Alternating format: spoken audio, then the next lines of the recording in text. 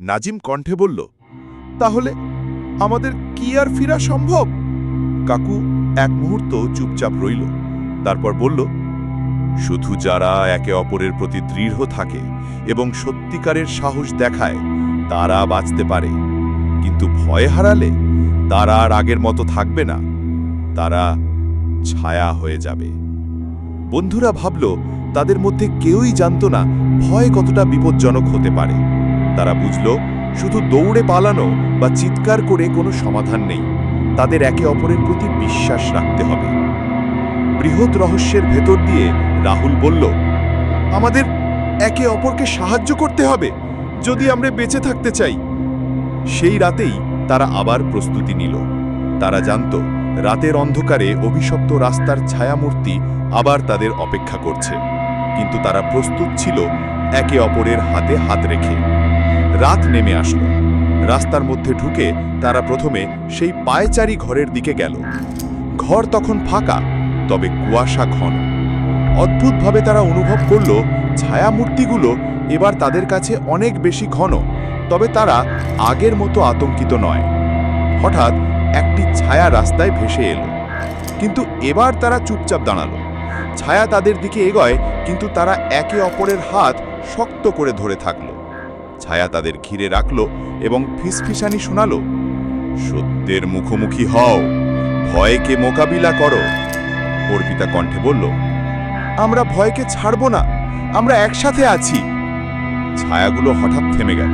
তাদের চোখে দেখা গেল একটি পথ উন্মুক্ত হয়েছে, যা আগে ছিল না।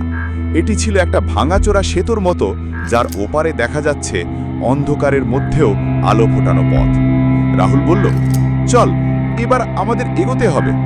তারা একে অপরের হাত ধরে ভয়কে মোকাবিলা করে সেই অজানা পথে এগিয়ে গেল।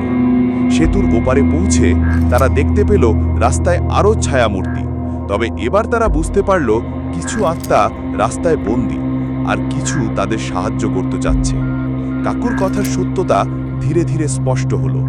যারা একে অপরের প্রতি বিশ্বাস রাখে তারা বাঁচতে পারে, যারা ভয় হারায় তারা ছায়ার অংশ হয়ে যায়। রাত গভীর এবং রাস্তার ভয়াবহতা এখন আরও দৃঢ়। বন্ধুরা জানে, পরবর্তী ধাপ সবচেয়ে ভয়ানক হতে চলেছে। রাতের অন্ধকার ক্রমেই ঘন হয়ে আসছিল। বন্ধুরা একে অপরের হাত ধরে সেই অজানা সেতুর মতো পথ দিয়ে এগোচ্ছিল। কুয়াশার মধ্য দিয়ে ভেসে আসছিল ছায়ামূর্তির ফিসফিসানি, ফিরে যাও, ফিরে যাও। তুষার, যিনি আগে ভীতু, এবার চুপচাপ কিন্তু সতর্কভাবে এগোচ্ছিল। তবে সে হঠাৎ থেমে গেল। তুমি তুমি কি দেখছো? সে কাঁপতে কাঁপতে বলল। সবাই তাকালো। তুষারের চোখের দিকে দেখল একটি ধূসর ছায়ামূর্তি তার দিকে ধীরে ধীরে এগোচ্ছে। ছায়ার আকার অস্বাভাবিক, দেহের আকৃতি মানুষের নয়, তবে চোখ যেন তাকে টেনে নিচ্ছে। রাহুল দ্রুত এগিয়ে তুষারের হাত ধরে বলল, দৌড়াও, একসাথে। তাদের দৌড় ফিসফিসানি আর ছায়ার আওয়াজের মধ্য দিয়ে এগোতে শুরু করল। কিন্তু হঠাৎ এক মুহূর্তে তুষার পিছনে পিছনে তাকালে দেখল ছায়া তার হাত ধরে টানছে। সে চিৎকার করে উঠল, কিন্তু বন্ধুরা তাকে ধরে রাখার চেষ্টা করল। এক মুহূর্তের জন্য তুষার অদৃশ্য হয়ে গেল। অর্পিতা চিৎকার করে বলল, তুষার কোথায়? নাজিম এবং রাহুল চারপাশ খুঁজে দেখল, কিন্তু কেবল কুয়াশা আর ছায়া। কেউ তুষারকে খুঁজে পায়নি। সেই মুহূর্তে বন্ধুরা বুঝল, তুষার ছায়ার হাতে ধরা পড়েছে, আর তারা এখন একা।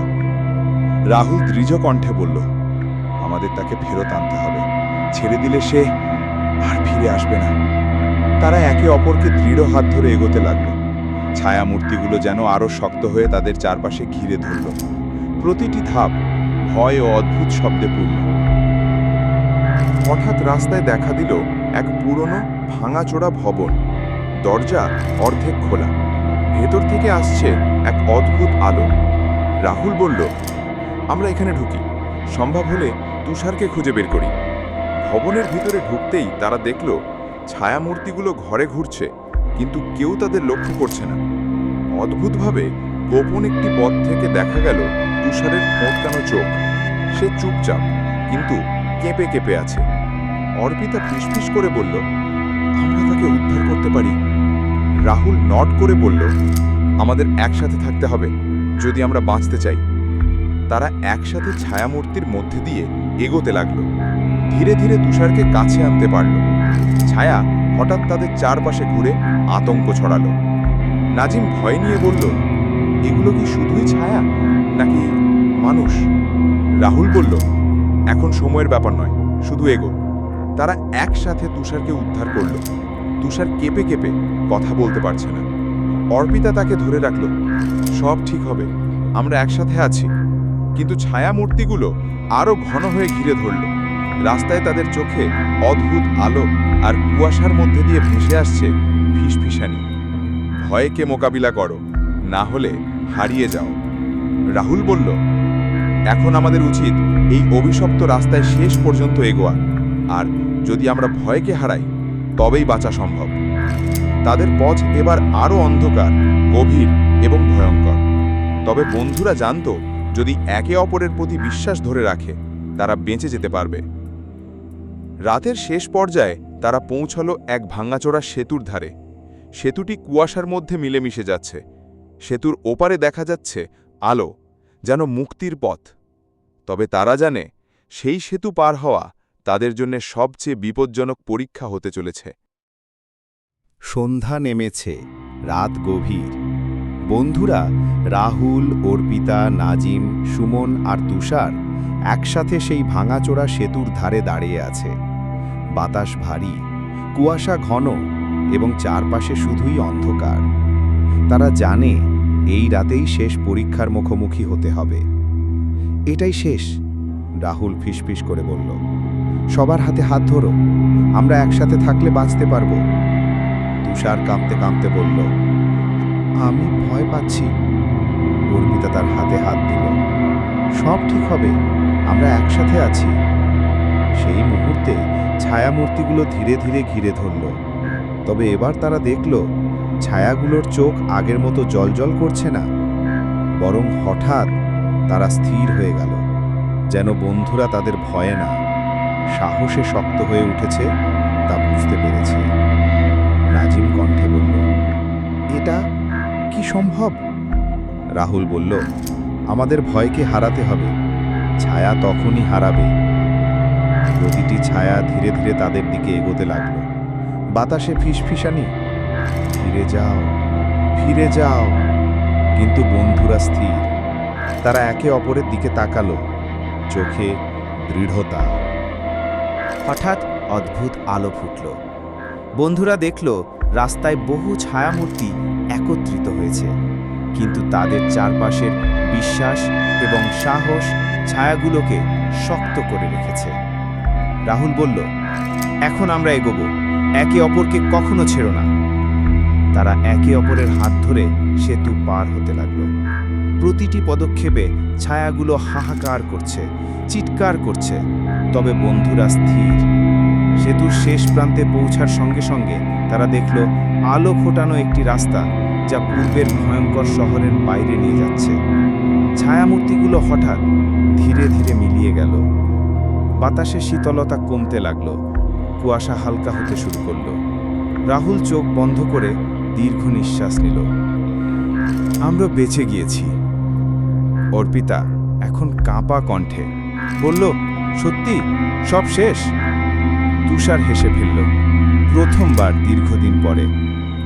আমরা একসাথে থাকলে ভয়কে হারাতে পারি।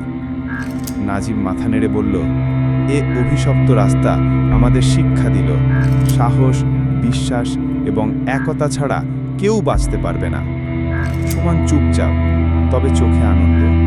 তারা সবাই একে অপরকে দেখে বুঝল, এই অভিজ্ঞতা তাদের জীবন চিরকাল বদলে দিয়েছে। রাতটা শেষ হয়ে এসছে, শহরের অভিশপ্ত রাস্তায় যাত্রা শেষ। বন্ধুরা জানে যে ভয় তারা কেবলকালীন ভয় ভাবছিল, তা আসলে সত্যিকারের পরীক্ষা ছিল। বহু বছর পরে কেউ জানবে না তারা কি দেখেছে বা কি ভয়ঙ্কর ঘটেছে, কিন্তু এই রাতের স্মৃতি তাদের মন থেকে কখনো যাবে না, এবং সেই অভিশপ্ত রাস্তা তখনও শহরের অন্ধকারে অপেক্ষা করে নতুন যাত্রীদের জন্য।